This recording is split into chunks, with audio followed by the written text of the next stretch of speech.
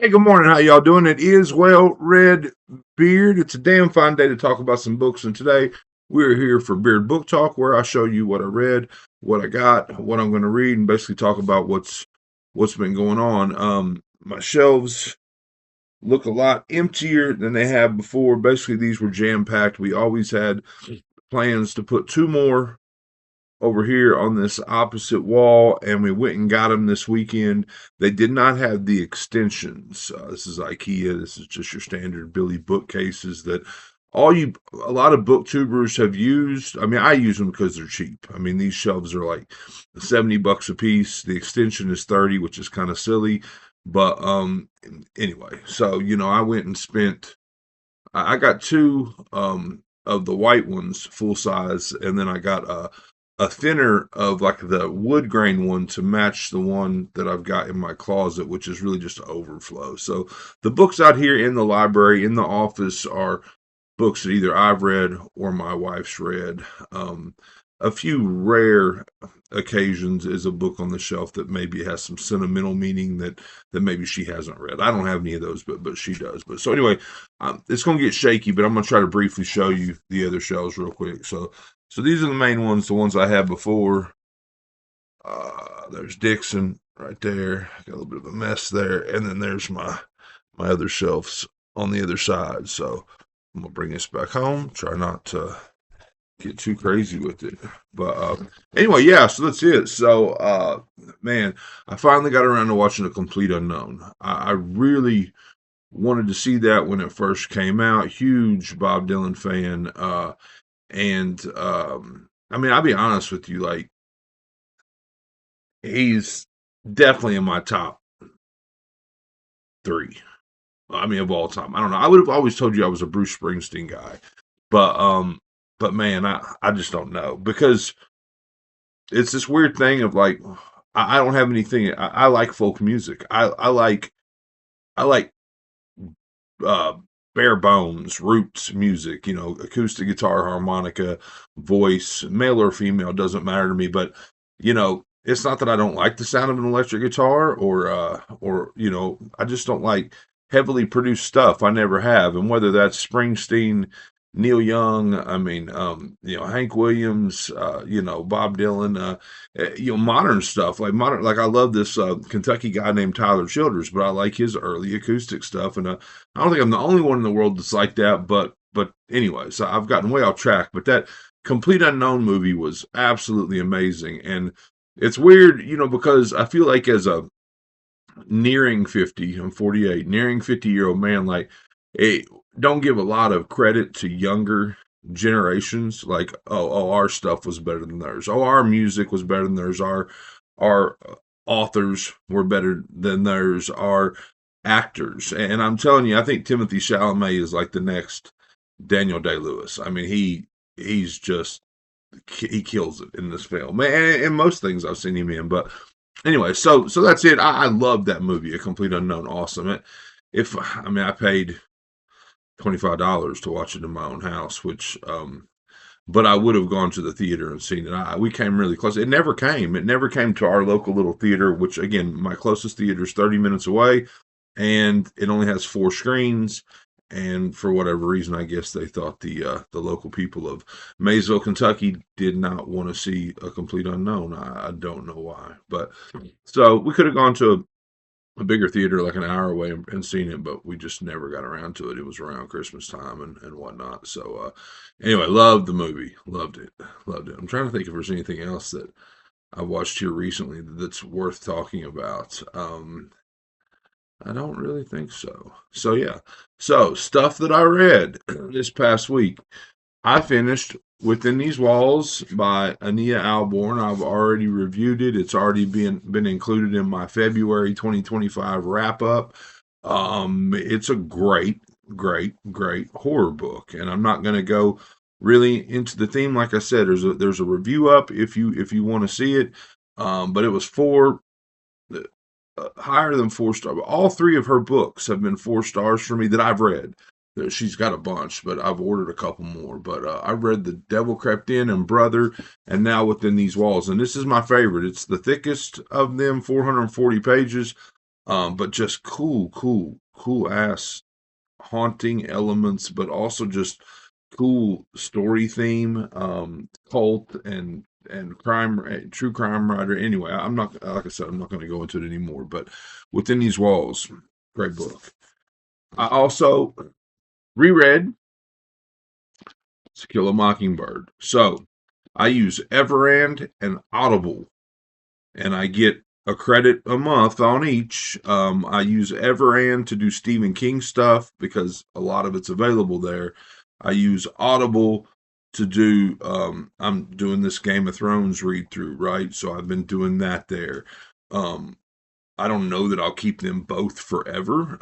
But right now, like Game of Thrones stuff is not available on Everand, and my wife had some built up credits out there, and I got tired of asking her for another credit, so I've temporarily opened an Audible account, and so yeah, but I had used both my credits. I had done I think I finished. I don't know what it was. I finished, one on Everand, and I did another Game of Thrones book on Audible, and I didn't have any credits. And so, if you follow me, you know that I also finished A Handmaid's Tale. That might have been last week too. I think it was. I finished A Handmaid's Tale. That was a reread, but put a brief review of that up, and then I went straight into this one because we already had them in our Audible library, and they were both on my list of books to revisit. So I finished To Kill a Mockingbird by Harper Lee. Have you read the sequel? I have not. I want to show you something real quick. But this is a signed copy of To Kill a Mockingbird. This was the 40th anniversary that I reckon came out sometime in the early 2000s. I'm not exactly sure. I know because I know the 50th is already out. They've already got a 50th anniversary. But I bought this for my wife in the early 2000s, so it's always been kind of in a place of importance on our shelf. But so I just reread this. I really like this book. It's weird, right? Because I read it as a really, really young man. Um, I mean, just very, very poignant and important for the time. I mean, there's been a lot of other books I think that have done this though now, right? Like to this point. So, I mean, I'm at 4. I mean, it probably at one time was a 5. I mean, it's not that it got worse or something. It's just I kind of rank these things on like pure enjoyment factor at the time of that particular read through. So I gave it 4 stars. It's still a great book. And so my current audio now, I've gone back to King. I've gone back to the Tommy Knockers. I am 100 and almost 150 pages into this, and this was the first Stephen King that I ever read, ever, and it's the one that got me going. It has a lot to do with turning me into the reading monster that I am today. This is, there are 4 or 5 events in my life that started me on this quest, but this one is definitely one of those. So I am revisiting the Tommy Knockers. I'm loosely trying to go back and reread King in order, and I'm not really doing that. I mean, I have, in the last couple of years redone Salem's Lot and redone The Shining, and I think I redid Carrie, and so I was kind of loosely going in order. But then I broke off and I redid The Dark Tower and then completed The Dark Tower for the first time, and I broke off and I did the Gwendy's Button Box books and things like that. So um, really, the next one I think I should be doing is The Stand. But I've often said like The Stand. I feel like that story is so firmly in my mind that listening to 40 or 50 hours of The Stand or whatever it is would be it wouldn't be a slog. But I'm going to redo The Stand soon, but maybe later this year. I think the next one after I skipped over The Dead Zone because to be honest with you, while I've read The Dead Zone, I can't really tell you much about what that one's about. Like in my brain, I can tell you, of course, everybody knows the gist of Cujo and the gist of Christine. I know the gist of the Tommy Knockers, of the Stand, Salem's Lot, Shining, but I can't. I mean, other than I know there's some political elements. I think there's a telepathy aspect to it. I don't remember a lot about the Dead Zone, so I think that's going to be a hard audio read for me, but we'll get back to it soon. So, uh, and then my current paper book, my current read is Peter Blatty's Legion. So I've been working on that, and I'm uh, 180 pages in, maybe 170 pages in. So should be wrapping this one up pretty soon. Look, I've always wanted to read this. It is billed as the sequel to The Exorcist, and I mean, I think there's been very little that's made it the sequel to Exorcist so far. The only thing is that we've got a couple characters in here that, while I don't remember them from The Exorcist, they might have been in there. Like our lead character is a detective named Kinderman, and maybe he was a detective. Maybe he played a role in The Exorcist. You'll have to tell me because again, it's been a long time since I've read that one too. But he and another priest, they had a relationship with Reverend Karras from The Exorcist. So and yeah, I mean, I think this is going to a place of like a demonic serial killer. I mean, the bodies are showing up, and they've got the sign or the SOP, what is the word I'm looking, standard operating procedure, uh, MO, the MO of a killer that was supposed to have died 12 years ago. So yeah.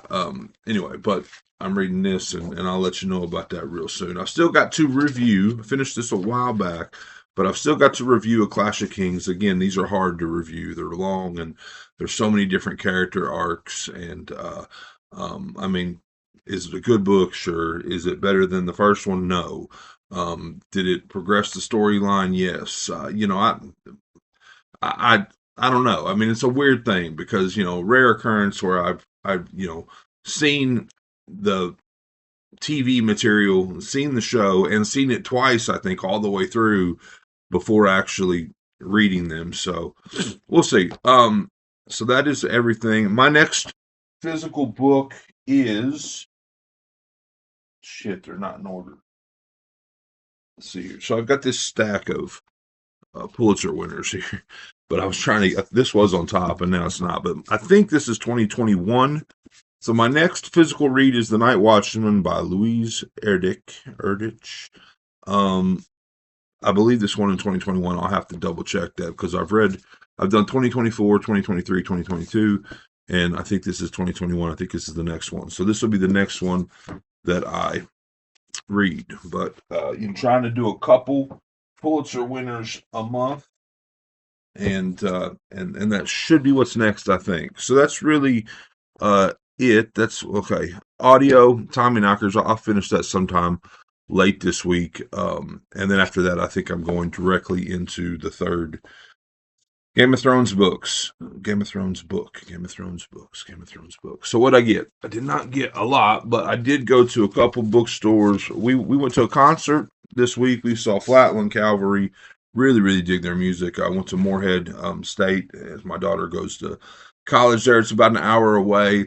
They used to always do concerts in the basketball arena. I guess like 20 years ago, they completely got away from doing those, and then they're wanting to start them back up, and so they brought in Wilder Blue opened for Flatland Cavalry. It's my second time seeing Flatland Cavalry, but it was an amazing show. I mean, I don't think I was in love with their music.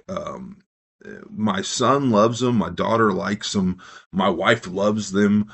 I liked them, but I don't think I was in love. And now I think I am. I mean, it was a phenomenal show. They've grown up a lot since I saw them at like a little place in Lexington, Kentucky.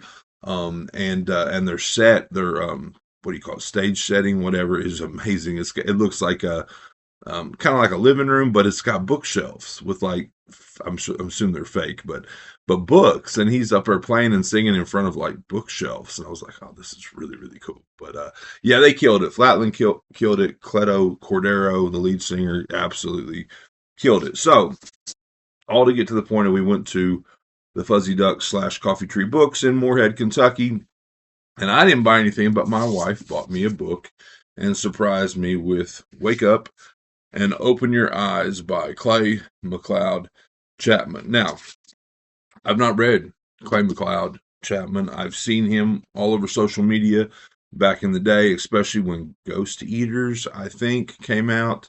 I've owned, I don't know if I still own another book of his called Whisper Down the Lane, but I have not, as of yet, read him. But because, this was gifted to me, I'll be reading it very soon.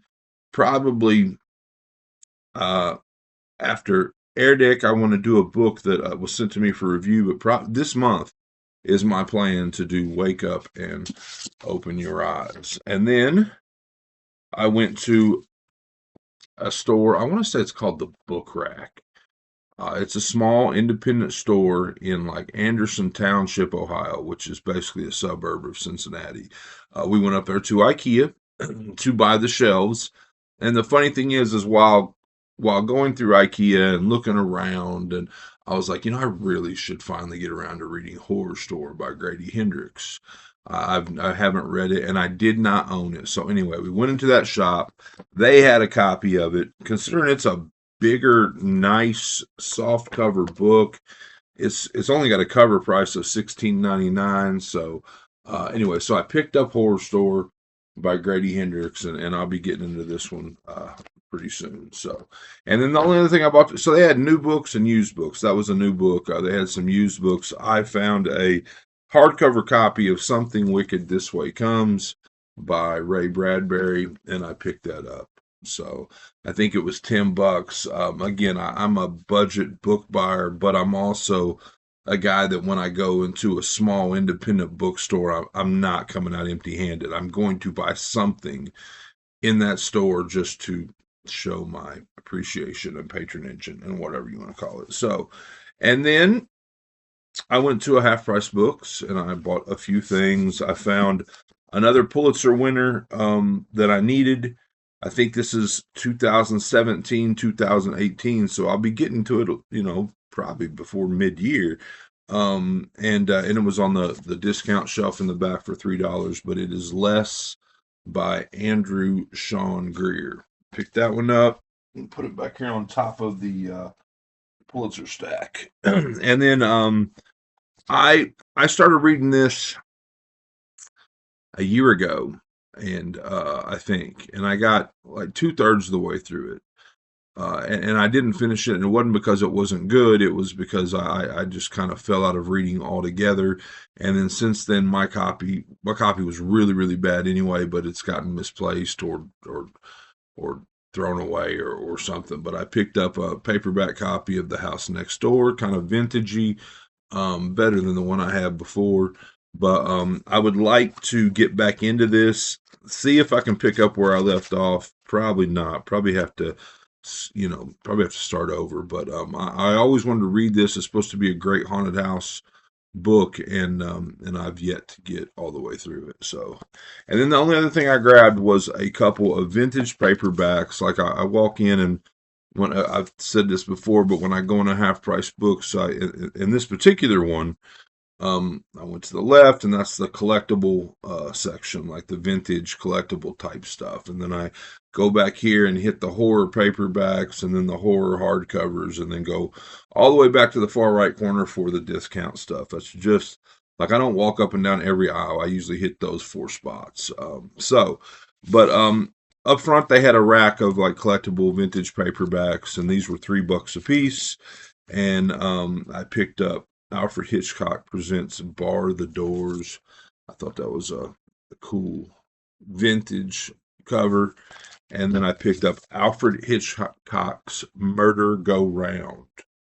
And again, just cool vintage cover. I mean, if I see something like that is, horror, $3, can barely get a sandwich at a restaurant for that. And that's if you're on the cheap menu, I guess. I am not going to leave it behind. So that is it. That's everything I picked up and everything I read and kind of what's going on. Got some new shelves. Got a lot of room to expand, which is funny because like last week I started I had, some stuff on the top shelf, to be honest with you, mostly like, I enjoy, I'm very nostalgic about Lego. So like every year I get like a Lego set at Christmas, and I had Lego up on the top shelf, and I had started to move those out like to the basement because I was going to take all my Stephen King and go to the very, very top with those across the top of the shelves, and then it would give me like three shelves of room to kind of expand back to the middle. And now that I've got two more shelves, with room to grow on all of them, I stopped doing that. I brought the king back down to its normal place. So yeah, that's it. I think eventually, like I said, I've got overflow shelves over here in the closet, and I think eventually, as we grow in here, and again, everything in here is stuff that we've read, and that stuff in there is just overflow stuff I've picked up, stuff I want to read, or whatever. But eventually all that will move out to somewhere else, and so I've got a ton of room to grow in here. And the A's, while they start here, they'll probably eventually start in there, and go around the room. So yeah, anyway, fun. So what's funny is, like, I got a shit ton of books in the basement, and like after we put these shelves together, my wife was like seriously like documenting every book she's read, but we don't have. And while I know there are a shit ton of books I've read in my life, most of them I don't even know which ones they are that I've read, but I know that there are a lot of books I've read that I don't own. And I pick them up as I see them for cheap, only for cheap. Like I won't go buy a full price book just because I know I've read it, right? And but she was like, I need these books, I need them right now. She had like this complete list, and I was able to go to the basement and find like 20 of the books that she needed because she had read them, and whatnot. So that was kind of cool. That just a reason why you keep a shit ton of books around. So it's been What Red Beard. I hope you enjoyed it. I hope you're enjoying all your books, all of them, as much as I am. If not, you're reading the wrong damn books.